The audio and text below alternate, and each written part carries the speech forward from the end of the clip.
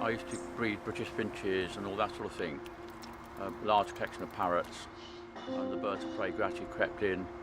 And the birds got to the point where I was sort of getting to the point where I either got rid of a lot of the birds or I had to do it full time. And I was talking to Jonathan Tate, a friend of mine, and he said, well, we've got an empty place. He said, but it's a bit of a tip. He said, but, you know, come and have a look. And we come up and explored the place one day, and yes, it was. There was old vehicles here. It was piled high with rubbish from many, many years. He said, well, if you want to take it over. So first and foremost, I had to sort of clear the site. So we scraped it clean and I started building. So really, that's how we started with Huxley's Birds of Prey. I got to the point where I said, right, I'm going to do it full time and take a chance.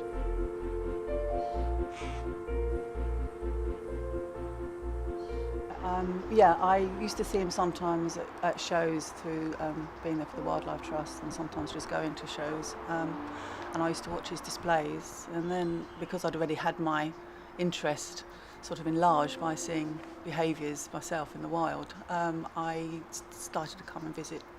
Then I started to volunteer for him, and it just went from there, really. Well, we've got a nice collection of owls here at Huxley's. We're very fortunate. We've got some quite rare ones. We've got the spectacled owl, which people tend to call the panda owl or the penguin owl. And we've got tawny owl, barn owls. We normally fly a barn owl in demonstrations anyway.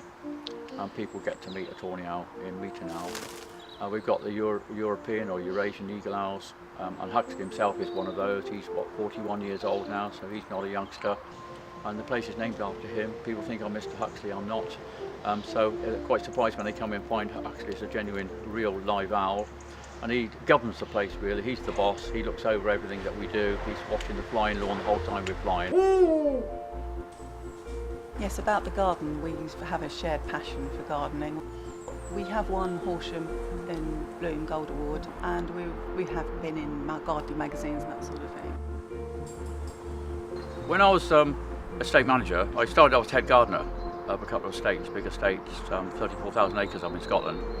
So therefore from then on it's always been the garden that I've tried to keep up together as well. Now, this is Sorrel. We're very fortunate at Huxley's because we have a good team of volunteers. We don't pay anybody. They come in and give their time up. They tend to thank us more than we thank them because they're very pleased to come in and help us. But we are very grateful for the volunteers. We have a couple of eagles here. We've got a pair of steppe eagles, which I used to fly both of them. And then one day I put them in an avian to molt, and they got on so well they breed now very regularly, so it's rather nice. And we have a bateleur eagle, a male bateleur, which Steph and I are mummy and daddy to him. We hand reared him totally right from the start. But the bateleur eagle is the African snake eagle, very colourful eagles. He flies a little bit on the lawn, but again, he'd much rather do as little as possible and gets away with it. Birds all have their own personalities, their own likes and dislikes. Even if you have we've got quite a few Harris hawks, but they look very similar to people coming in to visit the centre, but we know that they fly at slightly different weights. They like some things and not others. So they all are very, very individual. Yeah, they've all got their own little ways, really. As long as they're flying, they're enjoying themselves. So the Harris hawks, the American Harris hawks, are very, very popular hawks.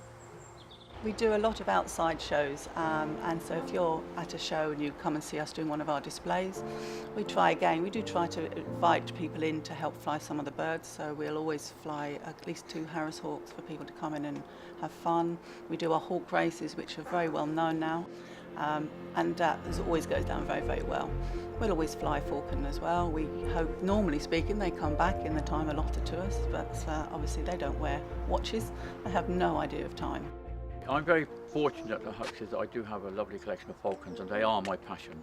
Falcons sort of took over from everything else. Although I fly everything, it's just falcons are so different and individual. I suppose the fastest of all of them is the peregrine I've got here. She can stoop down to me at just over 200 miles an hour. Fastest natural thing on planet Earth. Even after all the years I've been doing falconry, to get a bird doing those vertical stoops coming down to you is absolutely amazing. People love seeing it happen as well. The most rewarding aspect of this job is, for me, and I suspect for Julian, but for me, they're all bred in captivity. However, we get a lot of birds come in from us from bad situations and bring them round slowly to enjoy life.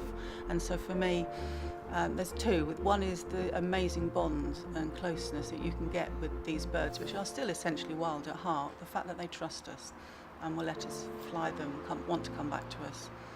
And also giving a bird a chance in life that maybe it might not have had if it hadn't found its way to us.